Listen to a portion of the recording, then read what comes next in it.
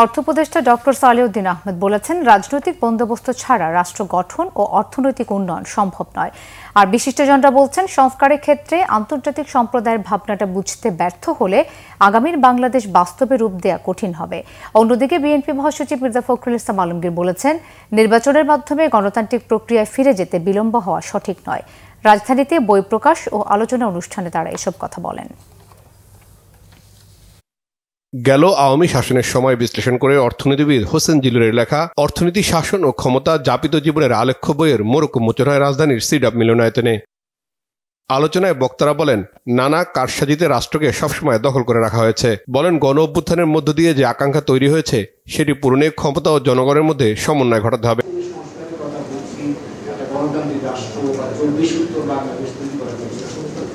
এই চেষ্টাটা কিন্তু শুধু বাংলাদেশকে দিয়ে হবে। আমরা আন্তর্জাতিক সম্প্রদায়ের সদস্য এবং আন্তর্জাতিক সম্প্রদায়ের প্রত্যাশা, সহযোগিতা আমাদের প্রয়োজন এবং তাদের কাছ থেকে আজকে অনেকগুলো বিষয় যেগুলো নিয়ে আমরা সংগ্রাম করছি দেশের অভ্যন্ত, সে কাজে তারা আমাদের সহযোগী হতে পারে। কিভাবে ক্ষমতাটা, প্রশাসনিক ক্ষমতা, এটা দুর্নীতিকে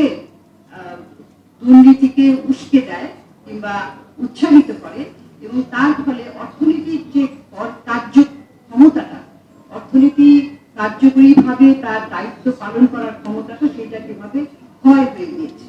আলোচনায় অংশ নিয়ে বিএনপি মহাসচিব মির্জা ফখরুল ইসলাম বলেন, গণ অভ্যুত্থানের মধ্য দিয়ে বাংলাদেশ বিনির্মাণের পথ তৈরি হয়েছে, তবে অবস্থার তেমন ইতিবাচক পরিবর্তন হয়নি। কথা বলেন সংস্কার প্রসঙ্গেও।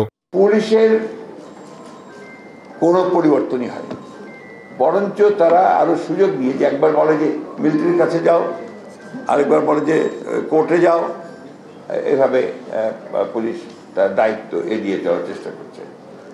কারণ তারা তো আসলে কনফিডেন্সই নেই।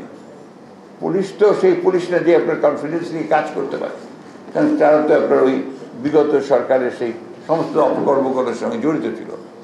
ফলে এই জিনিসটা এত সহজ নয়। আমি যে জিনিসটা বলতে চাচ্ছি, এই জিনিসটা এত সহজ নয়। এটাকে রাতারাতি আমরা সব কিছুকে বদলে ফেলতে পারবো না। আবার তাই বলে যে আপনার দীর্ঘকালের জন্য গণতান্ত্রিক চর্চাটাকে বাদ দিয়ে এটাকে ঠিক করার জন্য কাজ করতে থাকবো, এটাও আমি ঠিক বুঝতে পারি না। অনুষ্ঠানে অর্থ উপদেষ্টা ডক্টর সালেউদ্দিন আহমেদ বলেন, নিয়ন্ত্রণহীন ক্ষমতার লাগাম টেনে ভারসাম্য তৈরি করতে হবে। বলেন, রাজনৈতিক বন্দোবস্ত ছাড়া মানুষের আকাঙ্ক্ষা পূরণ সম্ভব নয়। উন্নয়ন রাজনীতির সাথে সম্পর্কযুক্ত, কারণ রাজনীতি ছাড়া, রাজনৈতিক বন্দোবস্ত ছাড়া উন্নয়ন সম্ভব না। সেটা আমি প্রায়ই বলি। আমরা কিছু রিফর্ম করতে চেষ্টা করছি এবং রিফর্মের ব্যাপার অনেক আছে, যে অনেক কিছু করে ফেলবো, 10-11 সম্ভব না। আমি সাধারণত বলি একটা পদচিহ্ন পেছনে রেখে যাবো, যে যাতে এটা ফলো করতে পারি, কিন্তু লং টার্ম, মিড টার্ম সংস্কার করা যাবে না, ডিফিকাল্ট অনেক কিছু। বক্তারা বলেন, দুর্বল শাসন ব্যবস্থায় উন্নয়নের বয়ান তৈরি করা হয়েছে। দীর্ঘ সময় দুর্নীতিকে উস্কে দিয়ে দেশের অর্থনীতিকে ক্ষতিগ্রস্ত করা হয়েছে। রিশান নাসরুল্লাহ, বাংলা ভিশন, ঢাকা।